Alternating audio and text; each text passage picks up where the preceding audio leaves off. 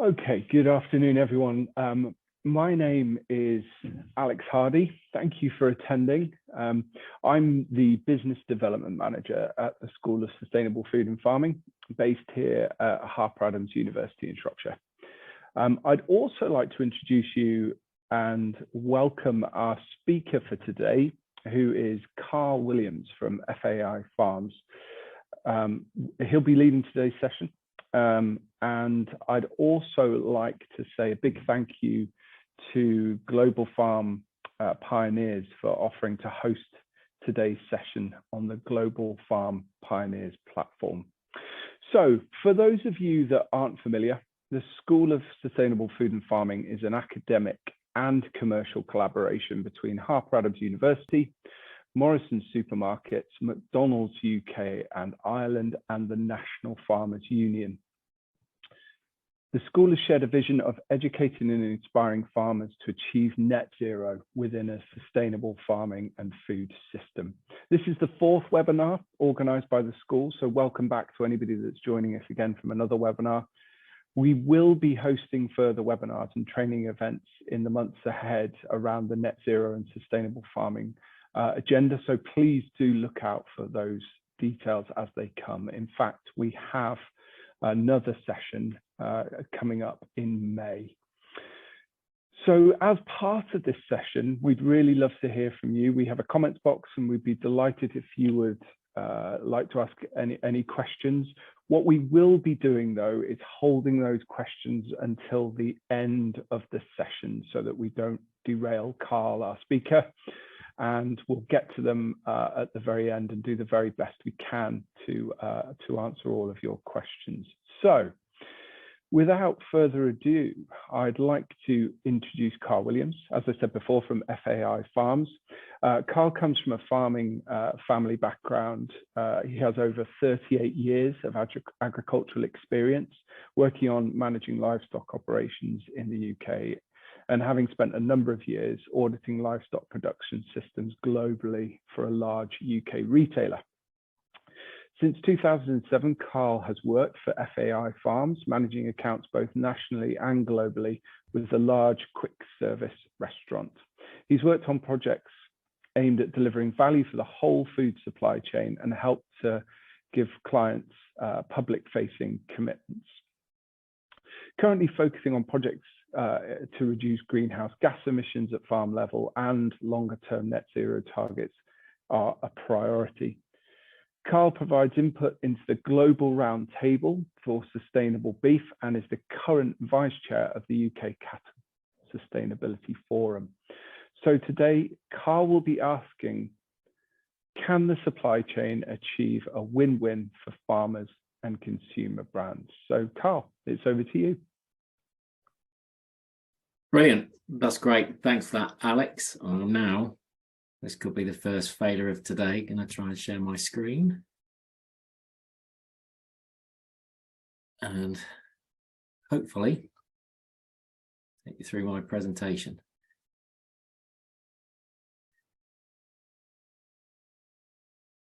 Right, hopefully we're there. So, yeah, for those of you that were on the last call, which I think was presented by Professor Michael Lee. I'm not sure he's the sort of guy I want to follow in his footsteps, but I'll have a good try. So yeah, good afternoon, everybody. I'm going to take you through sort of win-win solutions, for the supply chain. So I'll explain a little bit about FAI. So I suppose, and it's easy to start with our why, and why do we do this?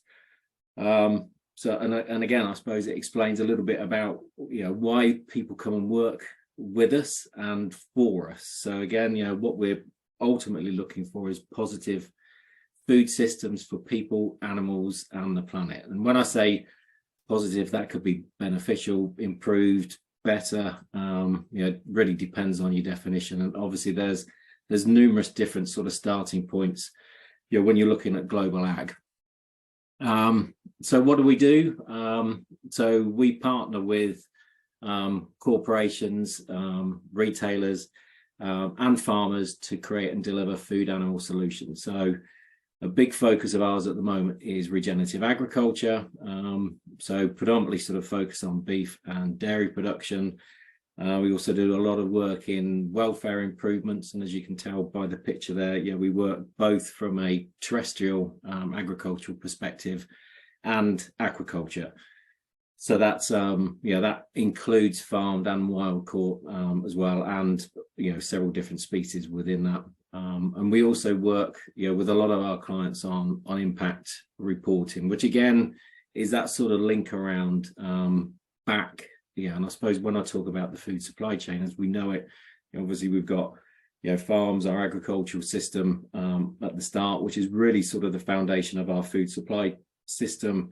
That feeds into our processes, whether that be slaughter plants or further processing, and ultimately it's supplying into our retail sector, or quick service restaurants, food service, and then obviously they are serving into the consumer. And really, I suppose what this presentation is about is how we can turn this from a sort of a straight line into linking it together, because we're very good, I suppose, at following that information through, but I suppose ultimately it's about trying to link both ends of that supply chain. Why do companies work with us? We're creative experts, so we've got team members that are vets, scientists, food professionals, farmers, and that's my background. So I come from a farming family, as Alex said.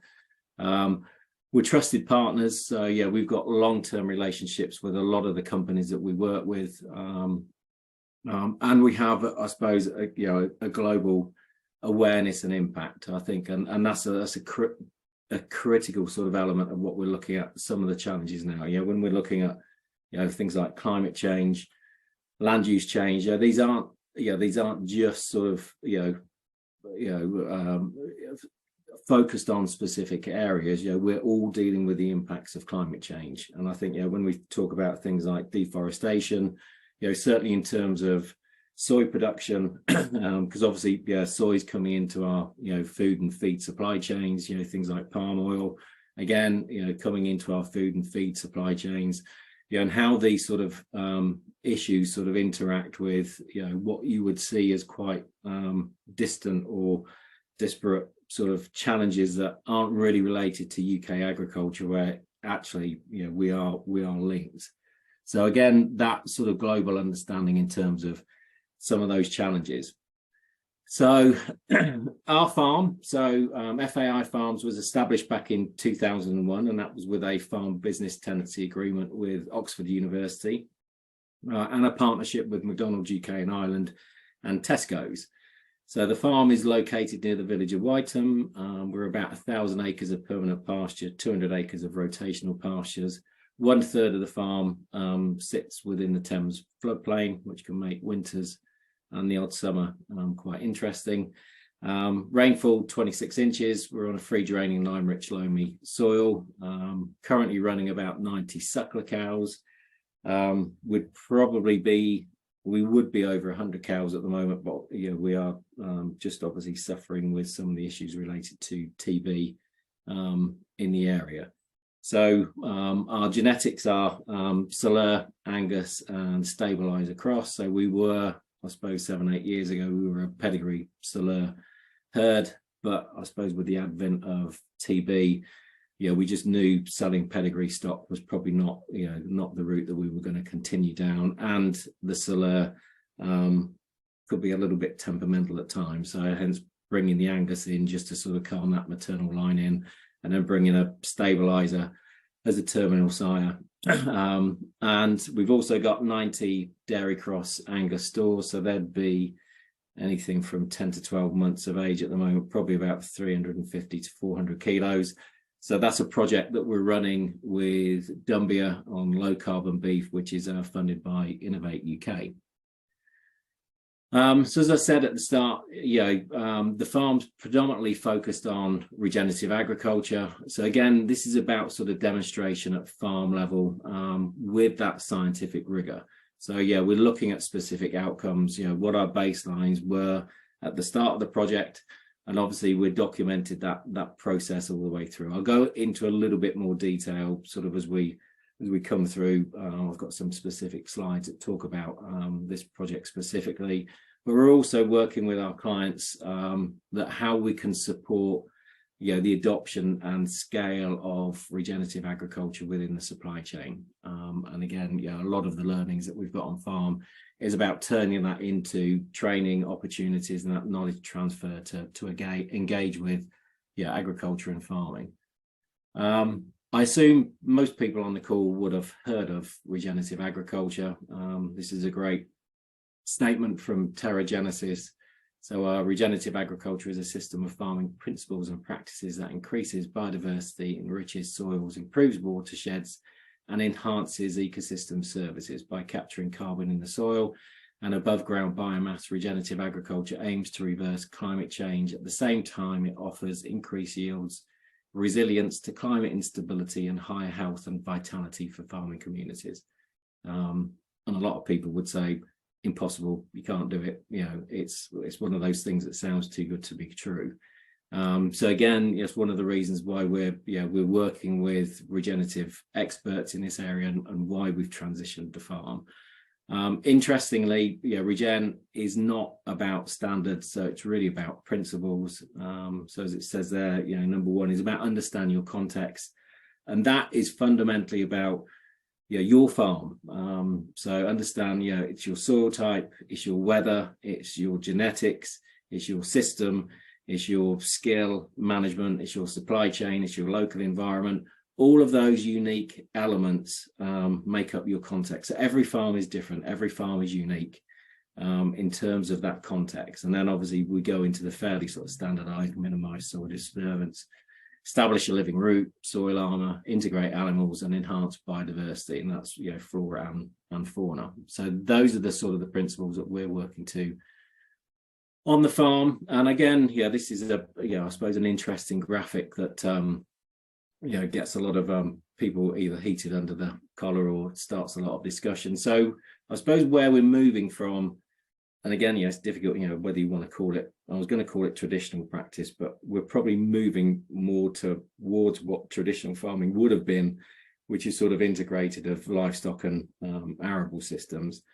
So I suppose it was our really conventional systems that we were, I suppose, as farming and agriculture was asked to produce sort of in the 60s and 70s, which was about producing food. And by God, did agriculture respond and do that? That's why we ended up, with things like butter mountains, wine lakes, milk lakes, all of those sort of things. And of course, then we have the introduction of, compulsory set aside, taking land out of production.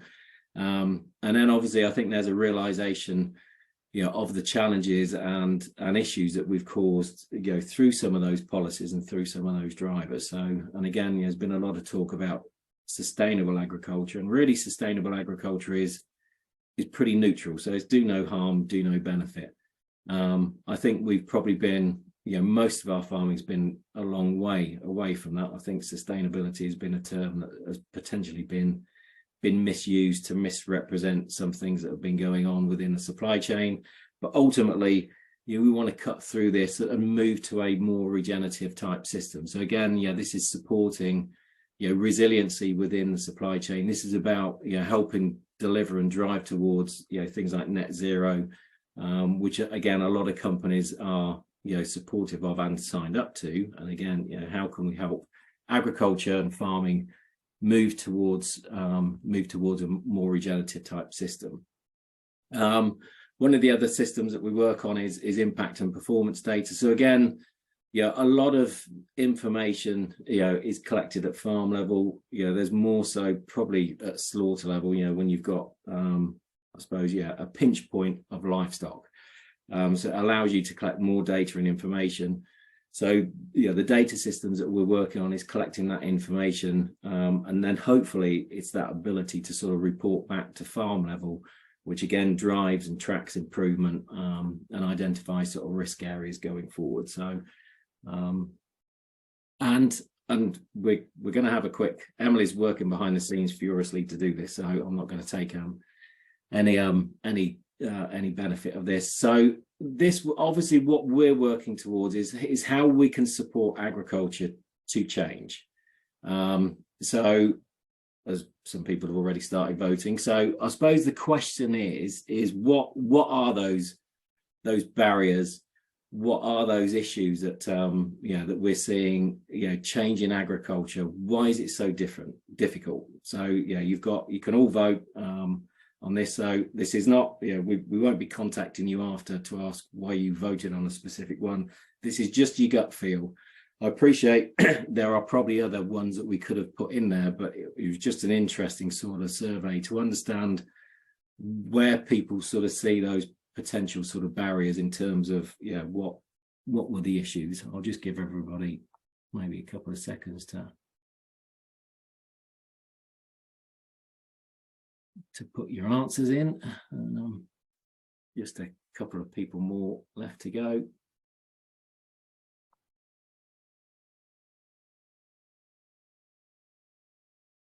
That's 72%, so I'll end the poll there. So yeah, so we've got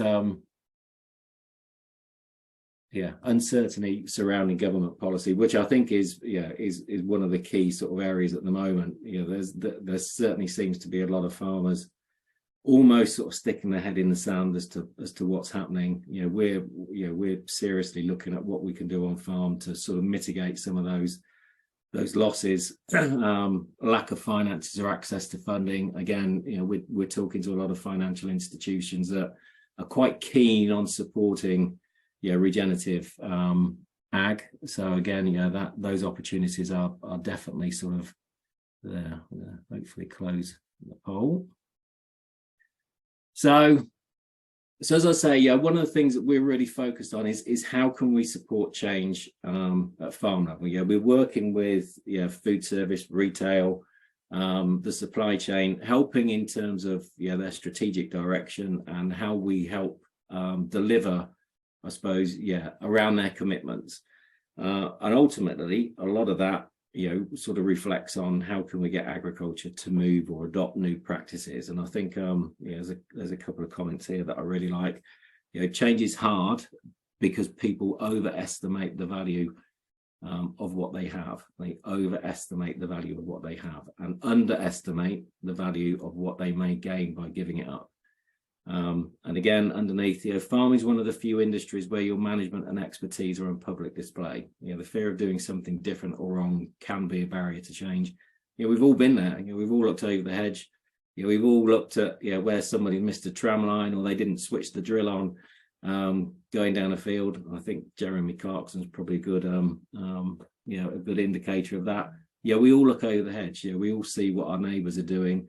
There's a lot of peer pressure around agriculture about changing. So what I want to talk about is some of the projects that we've worked with that have been supported by our supply chain partners. So this project, Range Enrichment, was a project that was supported by McDonald's UK and Ireland. And this was really to explore whether tree cover reduces injurious feather pecking in free-range laying hens.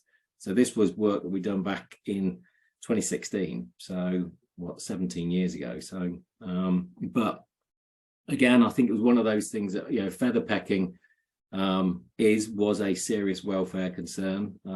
You tend to see it. You can see it a little bit in broiler chickens, where you tend to see it is predominantly in laying hens. So it was again really trying to understand sort of what are the mitigation factors around trying to reduce this. So we looked at enriched versus non-enriched ranges, tree types, density, and then end-of-lay feather cover was assessed. So end-of-lay feather cover is positively correlated to improve welfare. So the more feathers that a bird has at the end of lay, the better her welfare has been throughout that lay period. So what did we find? Outcomes and benefits. So all you actually had to do was provide a minimum of 5% tree cover on the range. So that was positively correlated to end-of-lay feather cover. So that was improved. So we knew there was better welfare.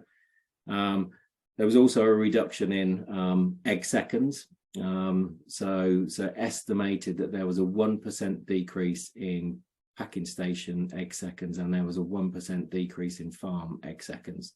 So for a 10,000 bird flock, that equates to about 4,800 eggs that would move from to a class A from a second. So bearing in mind, a second is about 30% of the value of a class A egg. So if you said, a dozen eggs was worth, £1.20, that means your seconds are worth about 40 pence. So you can see, there's quite a substantial difference between the cost of that. And actually, again, when you start looking at the economics of that, the payback period on tree planting is within one crop. So the cost to plant and manage trees is payback within one crop. So, and those trees are obviously there for future crops. McDonald's UK and Ireland implemented this within their UK supply chain. So the requirement was 5% tree cover. I think it was then implemented across a European supply chain. Then I think it was increased to 10%. I think it may well be 20% at the moment.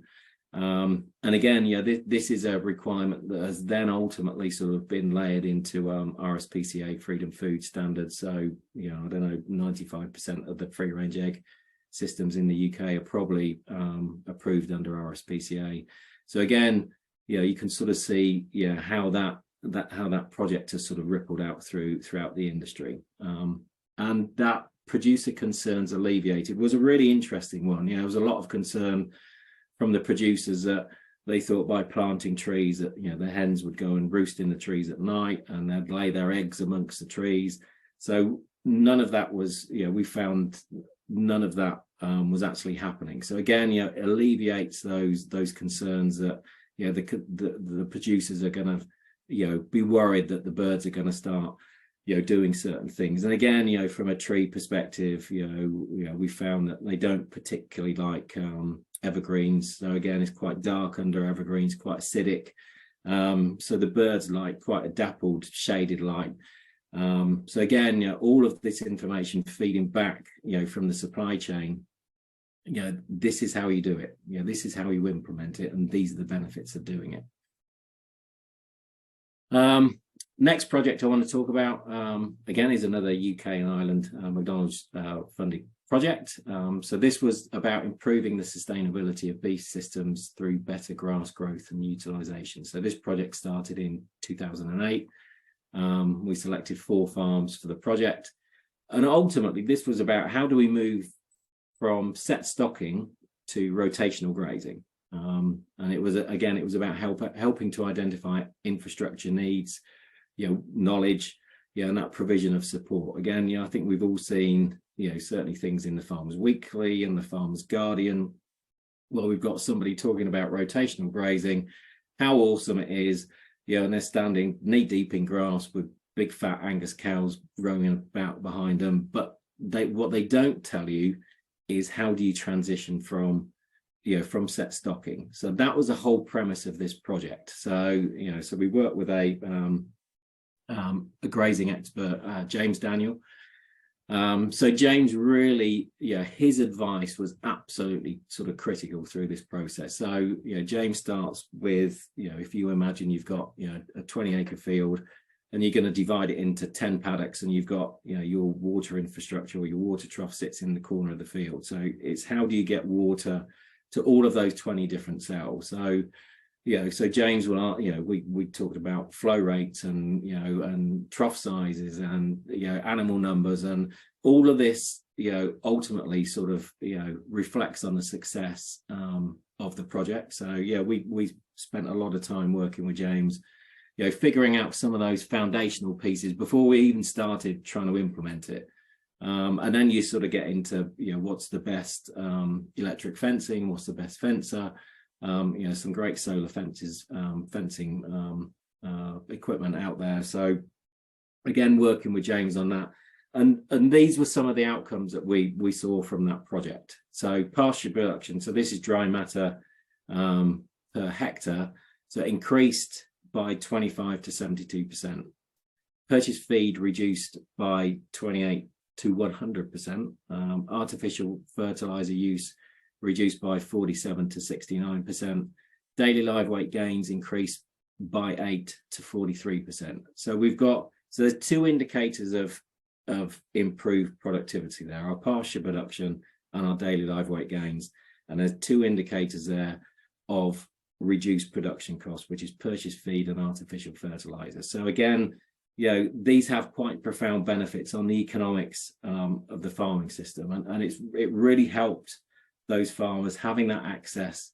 And it's really about that hand-holding. When things start going wrong, or the farm starts changing, or fields start doing things that you're not entirely expecting, it's very easy to slip back into old habits. There's some comfort around that. So that ability to be able to pick the phone up, certainly with video, calling, call James up, and some people are literally video call him and say, this is happening today. Should I have moved the cattle yesterday?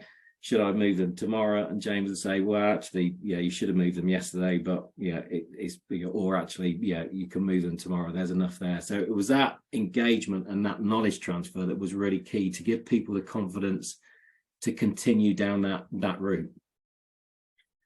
The next project we've got is regenerative grazing project. So this is really about the transition of the FAI farm to a regenerative grazing system. So this started in 2019.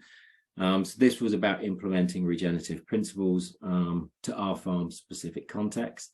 And again, it was really about defining the measures and metrics to demonstrate what the 3 E's benefit are. So that's environment, ethical, and economic. And obviously from that, we were able to hopefully develop some training for the supply chain, again, to support knowledge and encourage transition. So again, these are some of the benefits and outcomes. It's a 4-year project. The project ends the end of this year, the end of 2023. So the final report will come out in 2024. So there's certain data points I'm unable to share at this point, but it will come out in the full report in 2024. But I just want to make it clear, we are organic. So I did cheat slightly when I said we don't use any fertilizer or herbicides because we're not allowed to. But we don't use any purchased feed on the suckler herd. So our lifetime daily live weight gain was 0.66 kilos a day in 2017, and that increased to 0.82 kilos in 2022. So that's a 24% increase in daily live weight gain.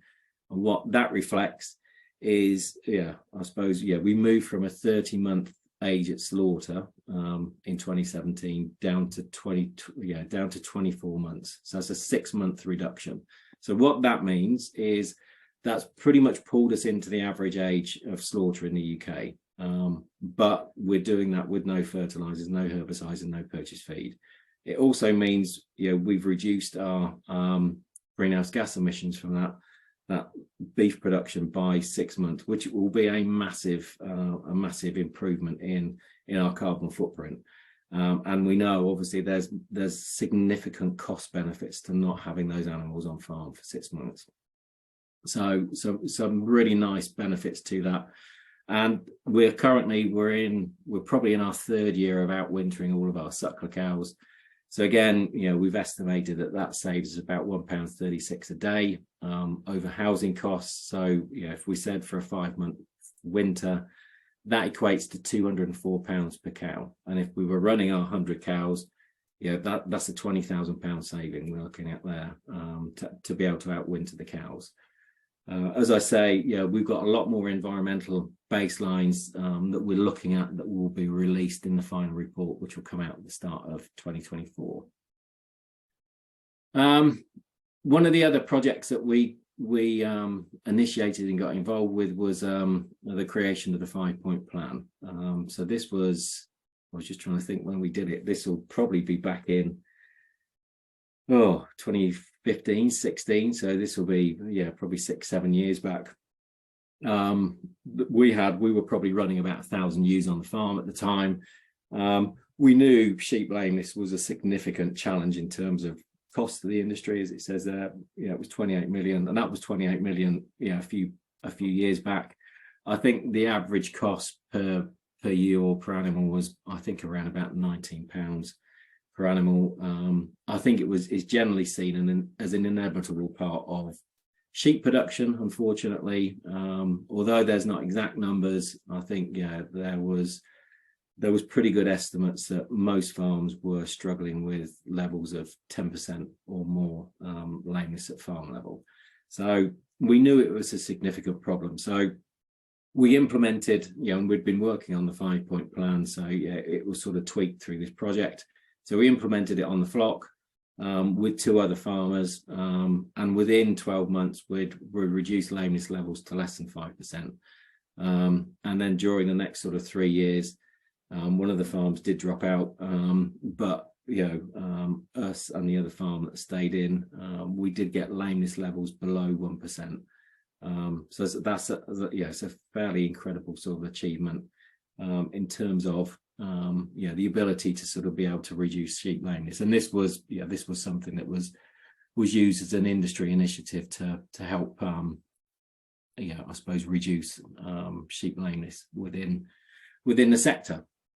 Then this is another project that we've been working on. So this is a project called BirdBox. So it's sort of a hardware software development that we worked in conjunction with a UK egg packing plant, and ultimately what it was to support better production outcomes. So it was helping to increase egg production, reduce feed, water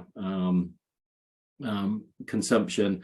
So it brings together in shed sensors. So it's measuring feed, water, temperature, humidity, atmospheric pressure, bird weight, and then adds in real-time alert. So again, what we've seen through the use of this system is what you can start tracking is, if birds are sick, what you start seeing is probably 4 to 5 days before you see any visual impacts of that, you'll start getting a decrease in water and feed consumption. Maybe only slight, but you'll pick it up through this system. So it gives you a fairly early warning. And we know, there's farms that this has happened to. They brought the vet in, they've intervened quickly, and what could have turned into quite a serious disease challenge on that farm has been sort of nipped in the bud.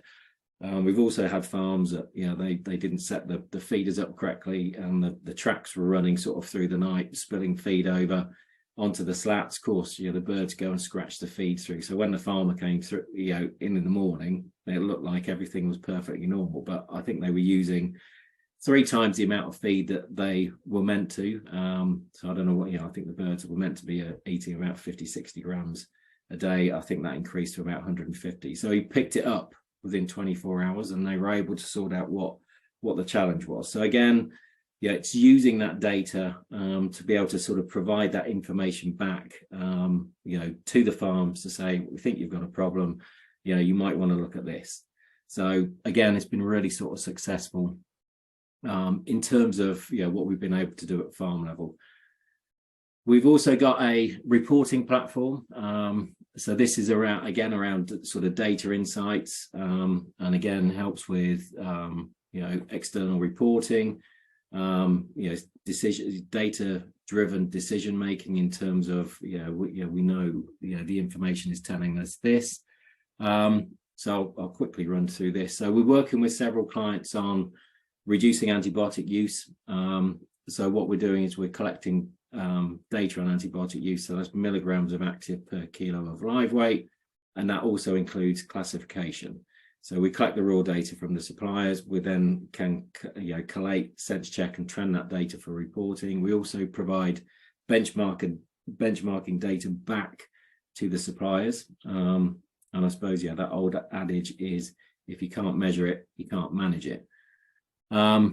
So what are the outcomes and benefits of that? We've seen some such supply chains have been able to remove highest priority, critically important antibiotics. So these will be sort of last line defense antibiotics that are used in human medicine. So that ability to remove them from animal food supply chains is really sort of critical. And we know some of our other clients are trying to work towards that. We know it's also enabled year-on-year reductions in total antibiotic use. So again, what's being reported is falling, and that benchmark data that we've got that is being reported back to the suppliers is critical. You might not think you've got a problem, but when you receive a report back saying you're in the top 5% of antibiotic users within a specific supply chain, that does then really give you something to focus on. It allows the opportunity to speak to the vets. How can we reduce this? And again, I think what's really important, it's supporting the sector to report on reductions as well as the responsible use of antibiotics in the livestock supply chain. So again, it's really important in terms of engagement with the consumer. Key welfare indicators. So again, very similar to, I suppose, antibiotic use.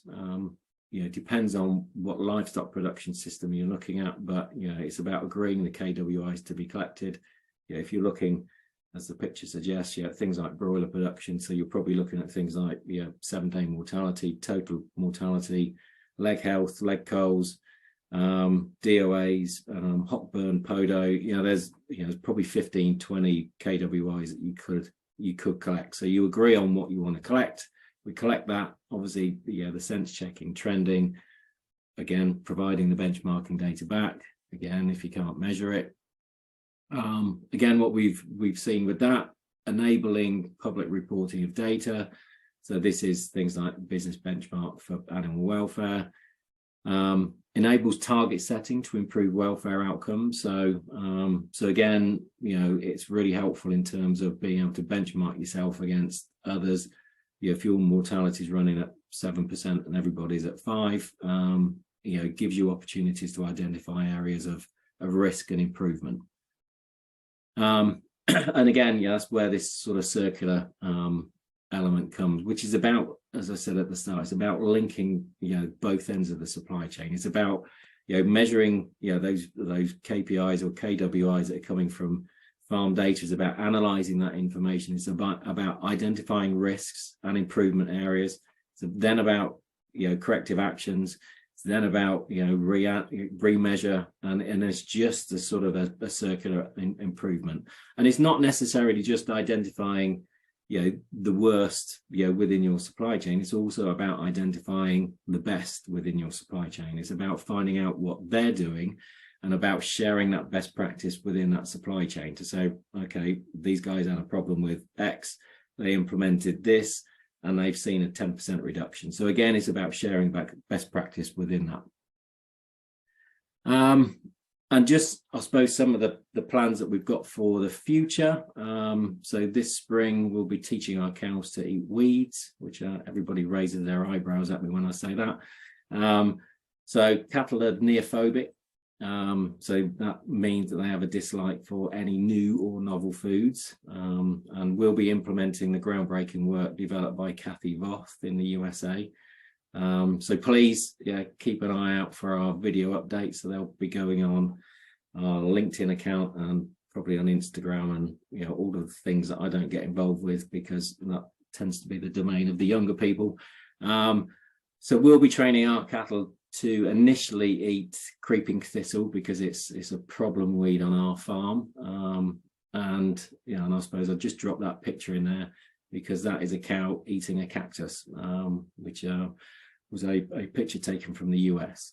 So again, when people say, well, they won't eat it because of thorns and things like that, then I think that clearly demonstrates that, that they can and they will eat it. So again, it's a really smart way of trying to deal with weed problems as opposed to going in with mechanical methods such as topping or a herbicide to remove specific weeds. So that's the presentation done. If there's any questions, hopefully people have been furiously adding things into the chat, and I'll hand back to Alex quick and see if there is any questions. Thank you, Karl. That was really fascinating. I think I speak for everyone when I say that. We do have some questions that have been coming in throughout your presentation. So thank you to all of those of you that did send them in. So first up, Karl, and maybe you and I could tag team on this one actually, but we had a question about a student wanting to find employability in the food sustainability sector, what advice might we give for that student looking for employment in sustainability? Oh, good question. Well, I mean, we've actually got a role, but I think, I think the area of sustainability is becoming a bigger and bigger focus for supply chains. That there is definitely a lot of opportunities available. I think and that covers retail, food service, processing, all the way through, because I think these are really important areas that that we need to sort of be focusing on in terms of addressing some of the challenges. So if it's a case of I suppose I would say get a good CV, be proactive, get it sent out. If there are particular companies that you think actually I'm really aligned with what they're doing, be proactive, approach companies, because it always puts you on a really strong footing when you're approaching companies speculatively in terms of, I love what you guys are doing, really aligns with with what my thinking. If you got any opportunities, and even I think there's opportunities for internships, and even if it's just going and working there for a week, it's that foot in the door, I think, which is really important. But I would say proactive, find companies that you want to work for, and approach them. I think that's really great advice, Karl. Thank you for that. I'd just add as well that in our experience here at Harper Adams and within the School of Sustainable Food and Farming, it certainly helps if you know which area you want to work in, which sounds like a really obvious thing to say, but actually it can be extremely helpful to say, well, I know that I really want to work in the area of livestock, or I'm really interested in crops, and to pick up on Karl's point, help narrow your search that way. And I think also think about what skills you think you bring to a company or an organization, because not everybody is a marketing person, not everybody is a data analyst. So it might be that you want to consider whether or not you see yourself working in communications and marketing or another route. And then the final thing I would say is make a name for yourself. So if you have a genuine interest in this area, you have the whole of the internet at your disposal. So make sure that you're talking about that online, because employers will consider those things. So if you have a profile on YouTube or on Twitter, then that will get noticed. I hope that contributes something a little more to what Karl was saying. All right, so flipping back into my role as chair here, Karl, we do have some further questions in no particular order, but did you have to overcome any challenges on outwintering sucklers? I think the biggest challenge we had was mindset, and certainly in terms of everybody saying you won't do it on this farm. So that was our biggest blocker. I would certainly say in the first year, we just extended the shoulders certainly into autumn. We probably outwintered into December, the first year that we did it. So it was really sort of just 2 or 3 months, just to sort of understand whether it was possible, what sort of damage that, you're going to cause. Again, through the system that we're running on the farm, which is AMP, which is adaptive multi-paddock grazing. So again, the adaptive part of that is really key. So again, if the weather's good and grass growth is good, you might leave cows in the cell for 48 hours. If the weather's poor, grass growth isn't great, then you probably want to move them after 24 hours. So that adaptive element of it is really key. We're bale grazing as well, so the bales will be set out in the field. So we've got what we call the park, which is where we overwinter. So those bales will be set in August. So as we bale the hay, it's literally set out in the field. So we know we're probably working on 1 acre cells at the moment. There'll be 4 bales in that. Those will get rolled out by the farm team. There'll be 3-4 cells sort of set ahead. And again, you're looking at the residuals that you're going into, the hay. And we're pretty much working on about 3% dry matter to live weight. That's what we're looking at. But yeah, biggest challenge is there. I think we've had a lot of farms that just say, and if I had £1 for every farmer that said, we can't do it on our farm, I probably wouldn't be sat here now. Thank you, Karl. Another question here, Karl. Where do you see or wish for new types of insurance in the regenerative agriculture space? Insurance in terms of what, crop failures or? Well, I would guess that is what this particular attendee is asking. Yes. I think in terms of, because I suppose the whole premise of regenerative, ag is about resilience.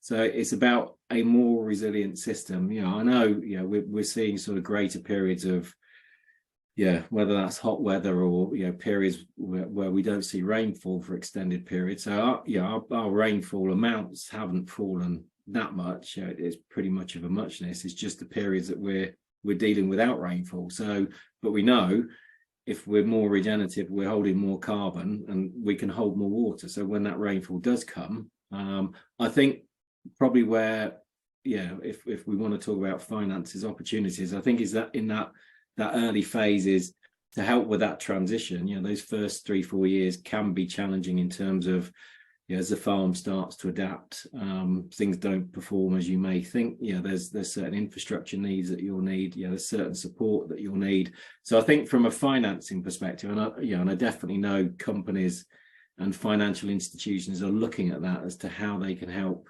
with that initial transition to help support farms move. But I would hope, when you are more regenerative, you're more resilient, and you're less likely to come unstuck with some of these weather events that we're starting to see. If you look at Gabe Brown, if you look at some of his videos on YouTube, Gabe Brown had a nightmare for the first 3-4 years of running his farm, and it's the transition on his place has just been spectacular. So there are some amazing stories out there in terms of regenerative agriculture. Well, on that theme, Karl, just continuing with the theme of regenerative agriculture, how do you think we as a farming and agricultural community, how do you think we can, quote unquote, sell regenerative to the consumer? What's the job that needs to be done there?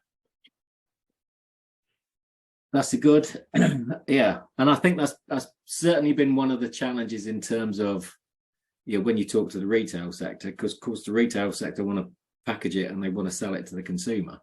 I would think, there are multiple benefits to the consumer in terms of, we've definitely seen, an upturn in things like biodiversity on farm, and it's one of the things that we're being challenged, as a sector, and I think, biodiversity loss, when you look at, there's a planetary boundaries piece of work that was done by a guy called, I think he's Johan Rockström, and biodiversity loss is off the scale. It's one of the things that we really need to sort of try and get a handle on. And it might not be a case of, we can necessarily package and sell regen, but I would say, the opportunity for farming around regen is where it sits. And once we've started implementing that, and then we can maybe package it up and sell it, as beneficial to the consumer. Because if we get into this chicken and egg debate, then of course, we're going to wait another 3, 4, 5 years before, there's the consumer recognises what regen, beef or regen eggs are, which I think is a danger. I think, we need to get on that journey sooner rather than later. Thank you, Karl. Another question here. As an arable farmer who has historically sold to a grain dealer, how can I add value to my product for the actions I'm taking? We are part of advanced SFI and really focusing on our carbon. So again, it probably goes back to, I think the value added, I think is key. And again, I'm not sure current supply chains are are developed enough to sort of take some of those products.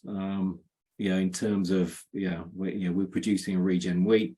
What are we going to do with that? What they want is consistency in bulk, because that's the game that a lot of these supply chains are in. So it's very difficult. It's very, very difficult when you're trying to market something different or bespoke. And again, I think it's why we've seen a lot of the regen work being done by the smaller farmers, and some of them probably will be hobby farmers as well, and they're supplying into sort of local communities and probably a little bit better informed consumer. So I feel your pain in terms of you think you're doing all of these great things, but you're getting no additional benefit for the product that you're selling to the consumer. I think it's going to come. I think there's definitely information around nutrient value, nutrient density that we know is probably different through some of these systems. So I think as that science and information evolves, I think we're going to be getting an interested consumer, trying to source some of these products. Mm-hmm. Thank you, Karl. Another question here: given the level of investment in innovation in the UK, do you see the need to divert some of this into adoption to speed up achieving net zero? I think it's probably one of the areas that we're definitely sort of lacking in terms of where we need to invest some of this money, because I think as we saw at the start, it's really challenging when you're changing farming practice, and some of these changes are long term. You don't change something and you go out 2 weeks later and go, oh yeah, that looks a little bit different. We're talking certainly with things like carbon. These are lagging indicators. We're talking 3, 4, 5 years before we start seeing the changes in our management practices to what we're seeing at grassroots level. So it's really challenging in terms of how we can sort of measure some of that. So it's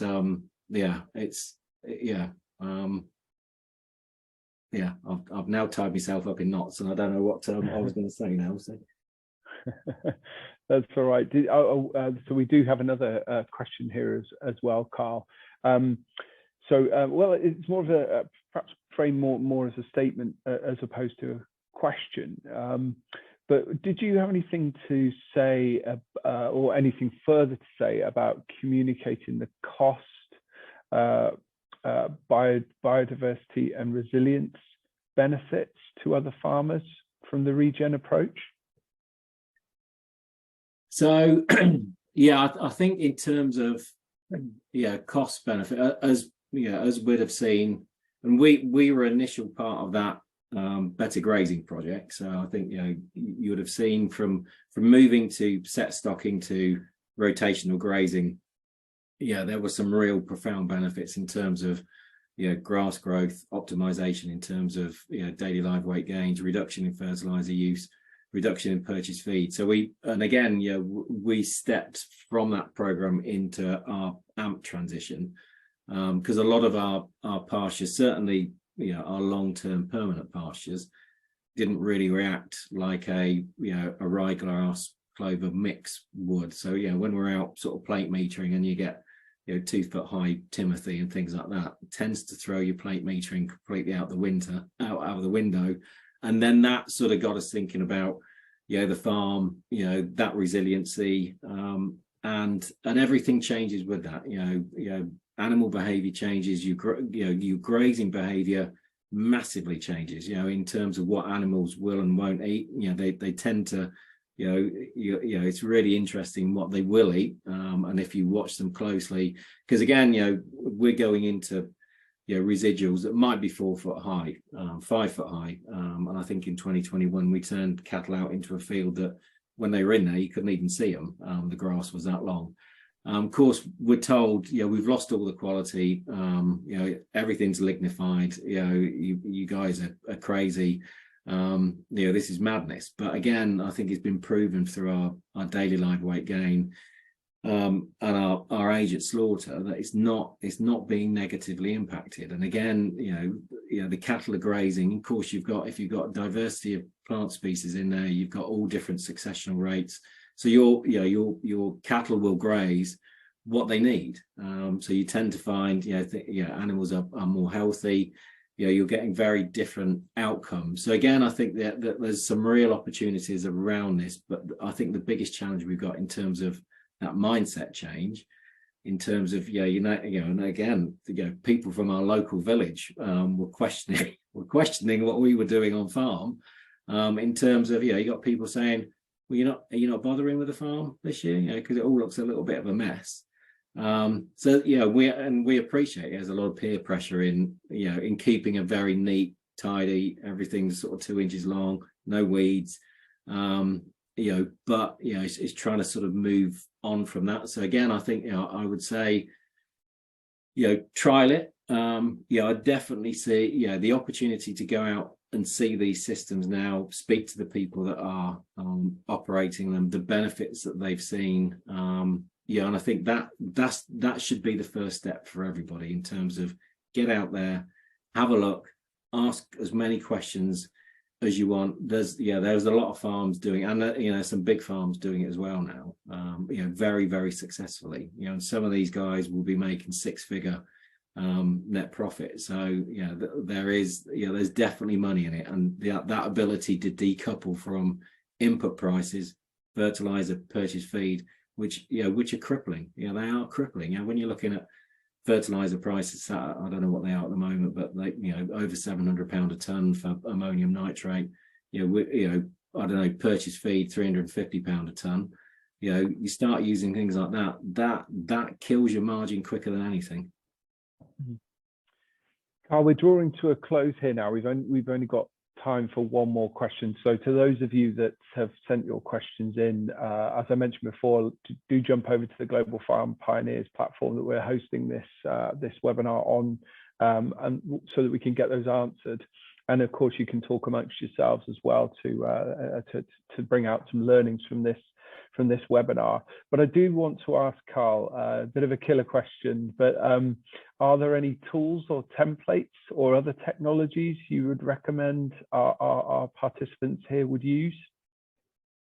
I think, when we started, and I suppose this is maybe a little bit of a warning as opposed to when we started our transition to regenerative grazing, there was hardly anything out there. So a lot of the baselines that we developed were based off information that we could find. There are a multitude of companies out there that will sell you all sorts now, and I think one it's really important to understand what your baseline is. So things like soil carbon, and there's numerous ways that you can do that. And there's numerous ways you can do that badly. You can spend a lot of money on getting pretty poor information. So again, do the research, establish where you are, so that enables you to sort of track that progress. Be very careful of companies selling you things that you don't necessarily need. Carbon credits, I think, is I think others have said, the likes of the NFU have said, it's like the Wild West, shark infested waters.